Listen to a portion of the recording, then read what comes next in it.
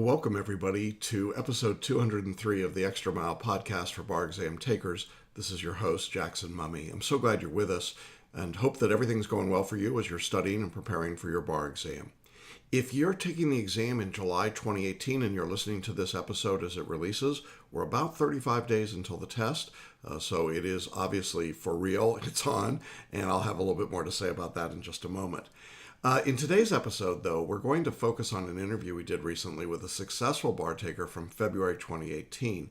And Naisha's story is absolutely phenomenal. Naisha is an individual who took the Florida bar exam. She came from Puerto Rico. She took the exam and she failed by only 3 points. Then she took it again and she failed by only 1 point. And she made a decision at that stage that rather than keep taking the Florida exam, she'd switch to the uniform bar exam. And with our help, she took that exam in February of 2018 and she passed with flying colors, and she's a member of the DC bar. And it's a great story. I think you're going to really love hearing from Naisha. So we'll be coming to that interview in just a moment. Now, let me just say that if you're new to the podcast, we want to welcome you. We're glad that you're here with us. We come to you every Wednesday to talk all things bar exam related. And obviously, there's a lot going on these days. The spread of the uniform bar exam is obviously a big story. We're now up to 33 states and jurisdictions. But obviously, there's a lot happening just in the general bar exam world, and we want to make sure that you're up to date on all of that information as well. We provide these podcasts for you in a couple of different formats. You can watch on video by going to celebrationbarreview.com / and then enter the episode number. So for this week's episode, it's / 203. And you can watch the interview and the entire podcast on video. If you prefer to listen to the podcast, you can do that on Apple iTunes, on iHeartRadio, and on Spotify. I think actually almost anywhere you can get your podcast, you'll find us. Just put in a search for the Extra Mile for bar exam takers, and all of the material will be right there for you. We also have an archive of all 203 of our episodes and counting, and you can find that on our website at celebrationbarreview.com. Click on the link at the top of the page for podcasts, and you'll find all of our previous podcast episodes along with show notes. So be sure to check that out. There's a real wealth of information there. Now, speaking of a wealth of information, each week we do a live webinar called How to Make the Next Bar Exam Your Last Bar Exam. This is a look at the powerful, proven way to pass. I'll be offering this webinar on Thursday, June 1st at 7 p.m. Eastern. That's 4 o'clock Pacific time. And it's a live opportunity to find out just what you have to do in order to pass the bar exam. We'll take you step by step through that. We'll share a lot of case studies with you, and I'll be live to answer all of your questions at the end. So we encourage you to join. It's completely free, but you do need to register and save your seat. Now, you can do that in one of several ways. Go to our website at celebrationbarreview.com /webinar. That's /webinar. Or you can register from the show notes. There's a link. Or if you're watching on the video, just scroll down to the bottom of the video page and you'll find a link there. It's completely free. If Thursday, the 21st at 7 p.m. Eastern does not work in your schedule, have no fear. All is not lost. You can actually watch an on-demand version of the same information. You'll see that button when you go to register. Just click on the on-demand version, select your date and time, and you can watch the presentation. And obviously, I don't have the opportunity to do a live Q&A in that situation, but you can send your email or send your questions right through the webinar. They'll be emailed right to me, and I'll promise to respond promptly. So either way, make sure you check it out. It's great information. It could be a huge game changer for you if you're taking the exam in February or July of 2019. Now, a special word. When we get to this stage of the year, inevitably I get people coming to this webinar who are taking the July 2018 exams, but they realize that the way they've been studying, either with the big box bar review or on their own, simply isn't working. And the truth is, I'm flattered that people would come to hear this information. We've had literally thousands of people go through this webinar. But the reality is that if you're now 30-some days to the bar exam, this is not the time for you to switch courses. It's not the time for you to suddenly decide that you're going to sign up for the July course. We're essentially sold out for our July courses, and only in the most extraordinary circumstances will I take someone new into the course at this stage. So while I appreciate that you're probably feeling a bit frantic and concerned, and I understand that. This webinar is probably not the best information for you because it's going to challenge a lot of the assumptions that you probably have about how to study, and frankly, that may just upset you more than help you. If, on the other hand, you're really thinking to yourself, you know what, I just know things aren't working and I'm feeling reasonably confident that I'm going to have to take the exam in 2019, then by all means join us. But what I want to make sure that you understand is that we're not going to be trying to help you with 30 days to go as to how to pass the July exam. That's not really our purpose of this webinar. So I'd like to be clear about that so that nobody shows up with a misguided notion of what we're going to be doing. But if you really want to know how to make the next bar exam your last bar exam, we'll show you how to do that, and we'll be delighted to talk to you about the 2019 exams. And it's hard to believe we're even talking about those tests, but there we are. So make sure you join us. Come to celebrationbarreview.com/webinar and claim your free seat. Now, the week that we're just wrapping up in the bar review is what we call the dreaded seventh week. This is a week when the disconnect between the reality of the bar exam, I mean, it looks pretty real to most of you taking the exam in July. That reality is huge, but your skill set is probably not as well developed. And so there's a disconnect between your skills and abilities and what you perceive you have to do. And during this particular week, that difference is probably the most acute. That is to say, it feels most like the exam's on top of you and you feel least prepared for it. With each day and week that comes up, you should be feeling more confident and more able to work. And the truth is the exam doesn't feel much closer 2 or 3 weeks from now than it will to you today. So as a result, this is a week when people get really out of sorts. They get really feisty. They pick fights with everybody in their life. They're easily irritated. They're highly frustrated. Frankly, a lot of people get sick this week. We have a lot of little minor fender bender traffic accidents. All sorts of strange things happen. And it happens twice a year at about this point before the bar exam. So my staff and I are pretty well prepared for it. We know it's coming, and we don't even have to look at the calendar. We can just tell from the communication level and what's being posted in our Facebook group and what we're hearing from students that we've reached that stage. I'm telling you that because if you've been feeling kind of out of sorts this week, well, there's a good reason for it, and it does get better. Now, I recorded a video a while ago about the dreaded seventh week, and we're going to link to it in the show notes. I would encourage you, if you haven't seen that video, it's a short one, but it's a good one, go ahead and check that out. I think you'll find it helpful, or at the very least, reassuring to know that you're not crazy and you're not alone. This is a pretty common phenomenon. And if nothing's happened to set you off your game, that's awesome. That's even the best result there is. Sometimes it happens a week later, though, so be prepared. But for most people, there will be a moment or two when it feels like the whole world is crashing in around you. And that is a pretty normal experience, and it goes away, and it's good to know that as you go in. Well, having chatted a bit about those things, I wanted to turn our attention to the real focus of this week's episode, which is our interview with Neisha Serrano. Neisha is incredibly poised and articulate. She is a wonderful attorney. She graduated law school in Puerto Rico. She came to the U.S. to Florida. She worked really hard. She's just super bright, and everything went wrong for her. I mean, literally everything, as you'll hear in this interview. But she just kept fighting, kept working, kept pushing. And even when she failed by just 3 points and then by just 1 point, she refused to give up. But what Neisha did that I think is so wise is that she changed her strategy. She didn't just keep trying to do the same thing over again, but she really took a different approach. And working together, we found a different approach for her, and one that I think she's really excited about, and I think you'll be able to tell immediately when you get into our conversation. So I don't want to keep you waiting for this interview any longer. Let's go talk to a successful new District of Columbia attorney, passed the UBE in February 2018, Neisha Serrano. Well, hey everybody, welcome back to Hanging Out with Successful Bar Exam Takers, and we are in for a treat today because this is one of the really, really wonderful, great people that I've had a chance to work with over the years. Welcome to a new attorney, Neisha Serrano. How does that sound?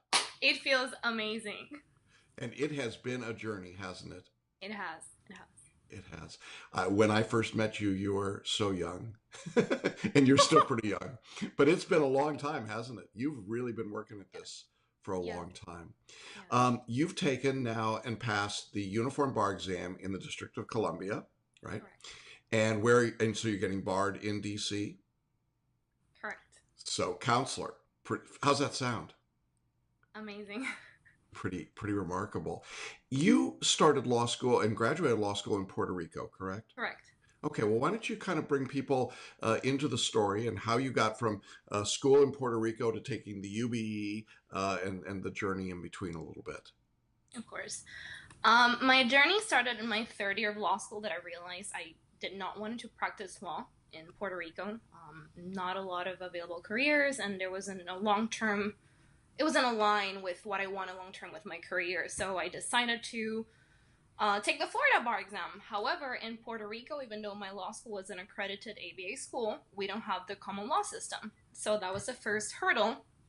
And I remember Jackson during the essays, he was like, no, and it was very difficult, first of all, to understand the style, the writing style, and also understand the law because it was different. So I think there were many layers for me in the way to get my pass. I first of all had to let go of the anxiety. I had to be more disciplined with my structure when it comes to the bar studying. That's definitely a very important component. And understand the common law and understand the writing style here in the US. Once I mastered that, I think I was fully able to be myself, feel comfortable in the studying process and writing during the bar exam, and then it happened. And of course, Jackson was instrumental in all this process. Well, that's very kind of you to say. I remember when we first started working together, I think it was probably like, I want to say February 2015, that exam. Correct. And one of the things that was happening for you early on was that you were so anxious. Do you remember that? You were so nervous. Just sitting down to write an essay was just an incredible emotional, like, what do I do? Yes. Can you talk a little bit about that? Because I know that was a huge hurdle for you to have to overcome. And I think that was one of the main components, not the only one. This exam, I totally let go of all that anxiety, and I incorporated the subliminal, Paraliminals? paraliminals, yeah, Yeah. the paraliminals. I started doing the Good. paraliminals. I started doing the paraliminals for a whole month before I went to bed, and I think keeping my calm, rest assured that I did my job was key to me sitting down that day and just writing down what I've been studying for every day, even though now I have a full-time job. But I made it happen. And I think the key component, yes, the studying every day, saying no to going out, saying no to any other external influences, but also trusting that you did everything that you needed to do and you actually did it. Yeah. And just 2 days before, just let go. You need to relax the brain. You need to just breathe, because otherwise the anxiety, and that's what happened to me every time, got in the way and I didn't perform well. That's it. Yeah. And it was an interesting story because we would work together and I would see your work get better and better and better. And then the anxiety would start to build for you, right? Self-destructive. Yeah. Self-destructive. Yeah. And of course, there were some other things that happened. Before one of the exams, we had the Pulse nightclub shooting. Yeah. That was a really horrible moment on so many levels. But for you, it was really tough, wasn't it? Yes. I had a friend that actually died there. Yeah. So that was tough. That was It tough. was, and I know it's hard to even talk about that, but I remember that in the midst of all of that, you were trying to deal with the personal grief and the tragedy. And of course, here in Orlando, for all of us, it was a massive shock. And yet here was the bar exam just right on top of us. And there was virtually no time, at least as I think back to it now, it was almost like the shooting happened and then the bar exam within a week or Exactly. two. And people were going to funerals and people were grieving and dealing with all of that. And we had a number of students who were personally impacted. Some chose not to sit for that exam because it was just so difficult. You went ahead and took the exam that time. And that was really hard for you, wasn't it? It was hard for me. I think throughout this process, I've learned one of the biggest lessons I've learned is that if you want something, you have to do whatever it takes to get it. If you don't do whatever it takes, you never really wanted it. So that's what I always had that on my mind. I'm like, I need to make this happen, you know. And even if it doesn't happen, I'm gonna be a little bit closer. And actually, that's what happened. So the turning point here, and I'm pretty sure you remember that conversation. I FaceTime you and I was, Jackson, I needed one more point to pass the MBE in Florida. Yeah, you But got a 135 and you needed a 136, which was just, I mean, at the moment it was just devastating, wasn't it?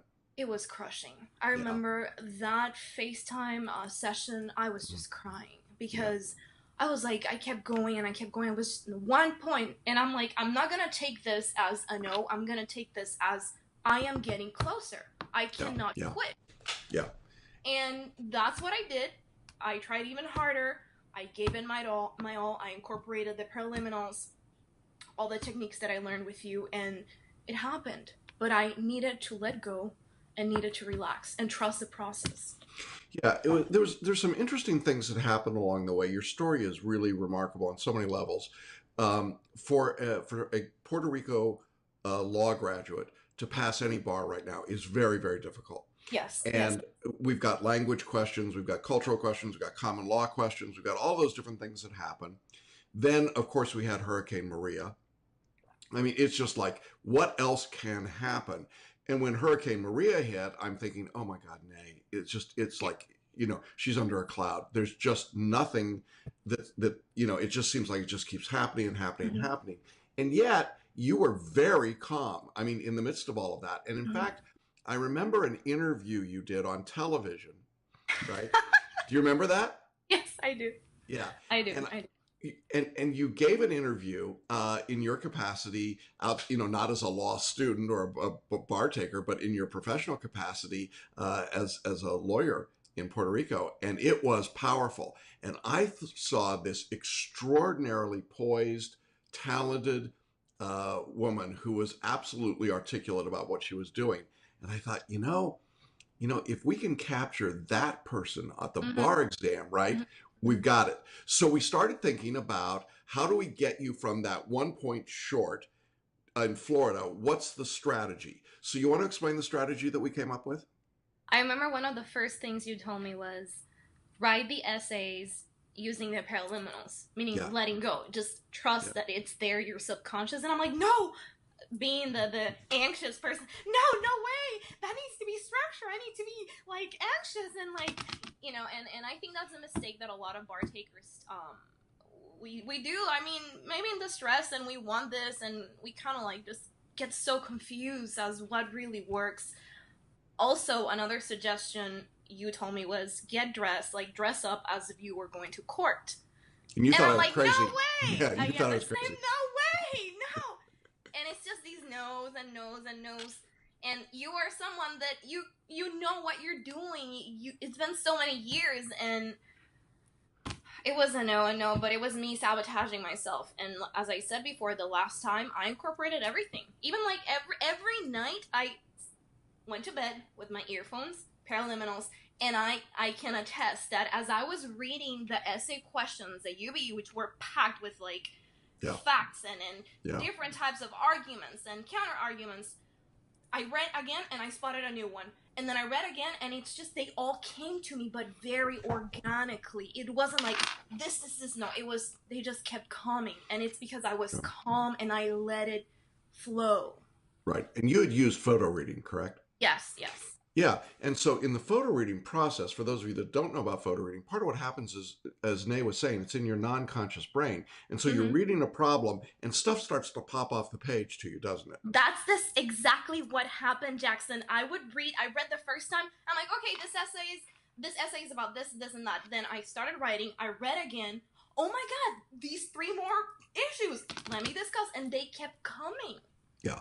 And I think what was happening is that you were able to channel that anxiety and turn it into energy, turn it into focus. Now, the strategy that we employed outside of that was picking the jurisdiction. At some point, we just said, look, this is really nuts to keep banging your head against the Florida wall. We don't need you to do that. You need to just be barred somewhere in the mainland. So Mhm.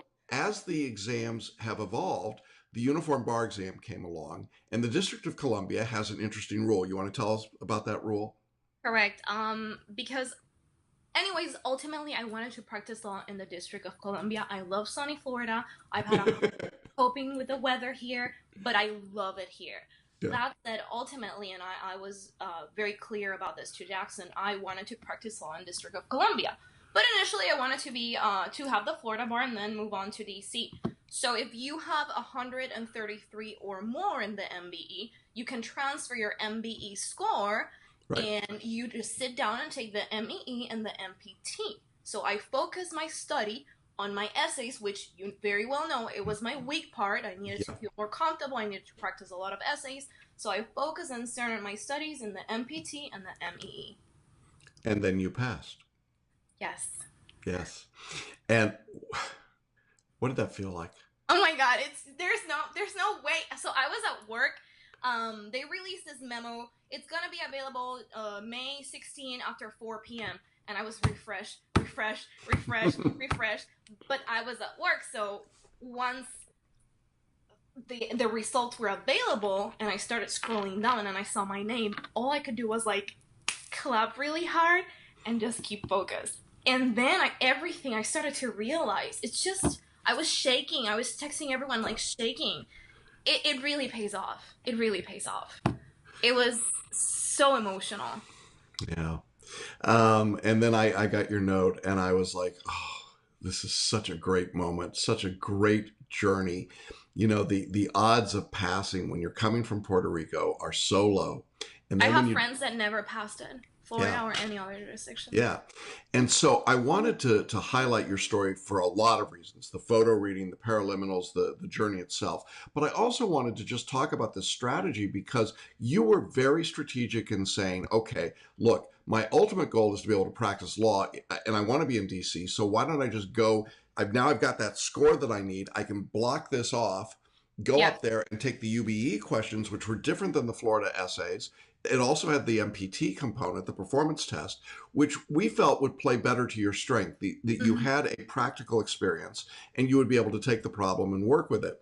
And of course, that's what ends up happening. And so now you've got that, you've got your UBE score, and you're licensed, and you can take that score actually some other places too, can't you? Yes, I think also something that I want to say is the intent element. I really wanted to be here, even though I was working full time. But every day I got home and I did what I had to do. So you need to make it happen for yourself. You know, no one can put all the effort and the discipline and the work to this. You need to make it happen. Doesn't matter. You know, I had a full time job. Sometimes I would go to bed like 3 a.m. Yeah. and then get up 6 a.m. to go to work. And actually, I had my doubts that this was the first time I had a full time job and studying for the bar exam. And actually, it happened. So only you are in the way. You know, it's just you and the Yeah. bar exam, and all you have to do in between to make it happen. Yeah. I know your family has been really a big part of this journey for you too. Definitely. I've had the financial, emotional support, and I think it's a blessing. You know, Hmm. being Hmm. a good parent is not an obligation; it's a decision.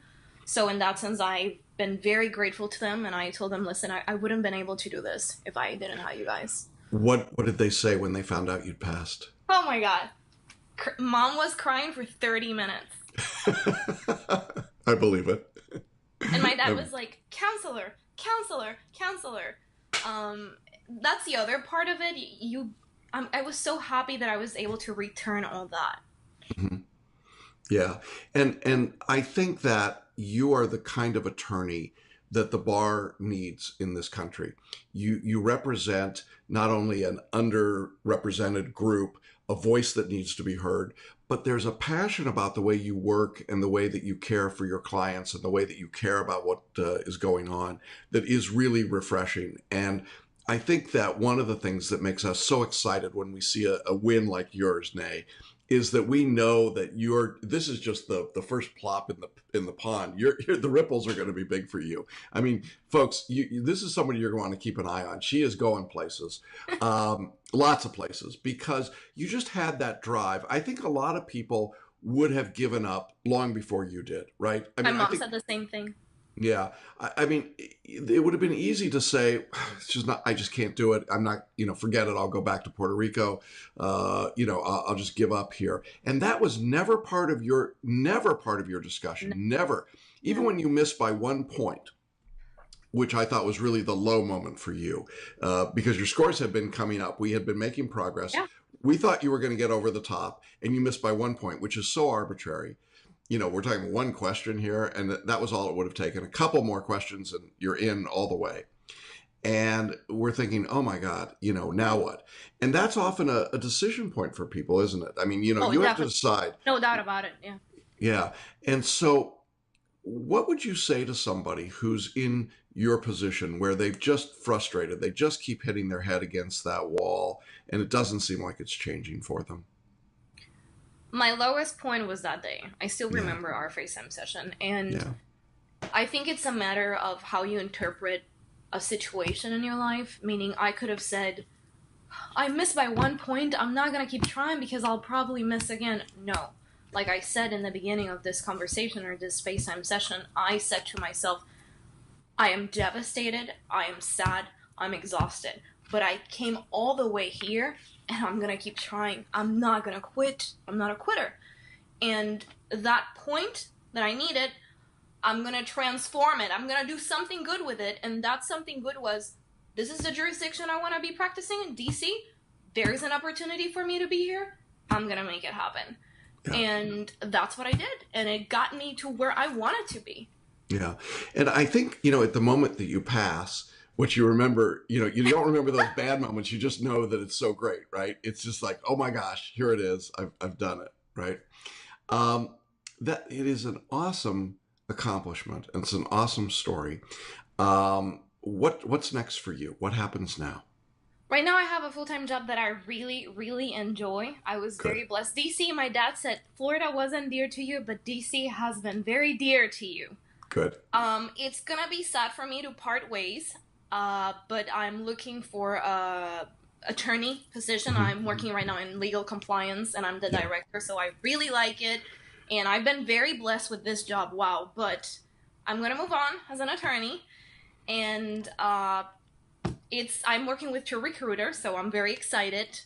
But Great. I love DC. I think I'm just biased because it's been so good and everything has been so positive. Yeah, DC was pretty good to me DC is too. amazing. I love DC. Yeah, I can only say that is amazing. But yeah, next I'm gonna keep fighting for whatever I want to just whatever wins I want to get, and it's a matter of just staying consistent, true to yourself, and just keep going, never give up. Yeah. I think some people will wonder, how important was it to use tools like photo reading and paraliminals and taking these different steps? Can you talk to that for just a minute? Because I know that at first you kind of looked at them and you went, well, this is weird. I was very skeptical. Yeah, you were very skeptical. And trust me, when this woman is skeptical, she's not subtle about it at all. It's like, yeah, I just don't believe this. And then you kind of inched your way in, and then you finally just bought it all. And you went all sold. in. Yeah.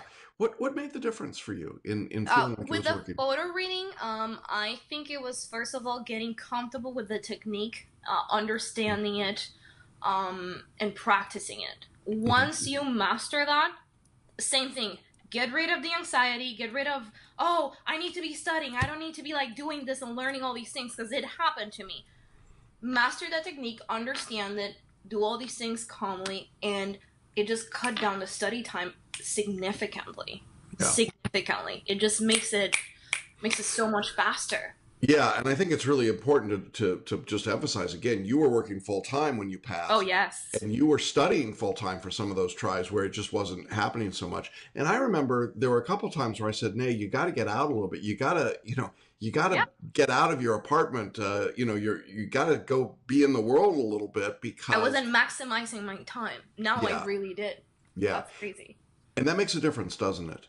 It definitely. No doubt about it. And the paraliminals, like I said, it works. I probably wouldn't spotted any of the issues that I did the second reading if I wasn't assiduous to just 1 month listening to it before I went to bed. Yeah. Every night. And it kept me calm. Yeah. It really kept me calm. That's great. So I think it's a great strategy if you're someone that's not getting through in your first state, but you've got a 133 or better on the multi-state. Look at the UBE, look at DC. because once you've got that score, DC requires a 266, which means in order to have passed that, you've now got the possibility of waiving into New York, New Jersey, a whole bunch of states. I mean, you can pretty Right. much go, well, a lot of places. And frankly, if you ever want to come back to Florida, you can always sit for that exam again, but it would be a very different experience, wouldn't it, now that you're a member of the bar? Definitely, Yeah, definitely. I yeah. think it was a fear, and now that's in the past. Yeah, yeah. Any special advice that you would offer for attorneys or people who've trained outside the U.S. for whom English is not a first language? Anything in particular that you experienced or discovered in all this? Paraliminals, photo reading definitely works. Definitely, definitely. Also, read everything. Reading English. Another thing, you mentioned right when we started, talk in English. You have to create an Yeah. English bubble. If you keep shifting back from English to Spanish, Spanish to English, that's not good, because another thing is that I was able to attain the speed that I needed in order to Mhm. write throughout all these years because I've been talking in English, writing at the office, writing memos, Yeah. doing this, analyzing statutes or legislation, and preparing Yeah. reports and addressing federal offices. So all that really adds up to that speed that you need and actually understanding right away. So you need to create that English bubble. Otherwise, it's going to take way too long. You need to be able to read the question and just be quick, make decisions quickly. Yeah. And that works also for the MBE. You read, and it jumps off the page. Yeah. The answer, it really jumps off the page. Yeah, it does. It really does, folks. It does. And I'm thinking back to when we first started working. Your English, it was always good, but it just got spectacular. You just, and again, this is Nay. She just threw herself in. She said, "Okay, I'm going to do it," and the English bubble, and her everything got better. And so, I think it's really great advice, and so I appreciate you sharing that. Um, Meditation also. yeah, yeah. That was a big part Meditation. too for you, right? Using the holistic meditation, because with all the things that were happening, I mean, and maybe you could talk for just a minute. When Hurricane Maria hit, and obviously the devastation in your home, and the extraordinary, well, everything, right? It And was fun. and here's a bar exam again. Um, did the meditation help center you? I mean, because how do you kind of, and you'd already had, I mean, I suppose in a weird way, because of the pulse shooting, you'd already Yeah. experienced that. It's been quite a journey, yes. I mean, unreal. Was that a time when you found yourself using meditation? Definitely, definitely, Yeah. definitely. It helped me just relax, leave everything there, and then the stress is there. You don't stress when you're studying. When you're studying, you focus. Yeah. You leave the stress at the gym, or when you go to the meditation, or before I go to bed. Oh, I know I'm gonna listen to the paraliminals. I'm gonna go to bed and have a good night's rest. Yeah, that's good. Another thing that, and I never did this all the other times, I was very stressed the night before the test. I didn't sleep enough. I actually slept like 10 hours the day before. Really? And I was so rested. It was crucial. Crucial. That's great. That's great. And now, see, and I've been waiting like years to say this. Naisha would say to me, "I can't go out. My friends are texting me to go out, and I can't go out. I have to study." But now, counselor, you can go out. How's that feel? It feels good. It feels Feels good. pretty good. Yeah, feels pretty good. I bet. I bet. Feels Well, good. I am so deeply appreciative Thank of you. you for doing this interview. I know, I can tell you right now, as we're doing this today, I know that this interview is going to just explode because your story is wonderful. It's frustrating and depressing and disappointing, and yet it's a real Rocky story. I mean, it's a real overcoming all these barriers and getting there, and to see the smile on your face and to see how happy you are, to just I know. wasn't like this all the other times, right? No, we didn't have these conversations. We had mostly tears, and to see you now like this is such a wonderful thing. And I know that will lift and inspire and encourage so many people. So I really appreciate that you would be open enough to share your story. My pleasure. But I also know, and I say this with absolute conviction, that you are going to be a real credit to our profession. You're going to be that kind and gentle member of the bar that I talk about. And I am so deeply proud that we had anything to do with that at all. And that I can say that I've been your teacher and mentor and friend is one of the great joys of my life. So thank you so much for being with us today. Great. And to all of our audience, I hope you enjoyed this as much as I did. Yes. And I know you all join me in congratulating Nay. All right, everybody. Take care. We'll see you soon. Bye-bye. Bye. Our interview with Naisha. It's wonderful, isn't it? And she's just so much fun and so full of energy and life. And it's just great to see that success.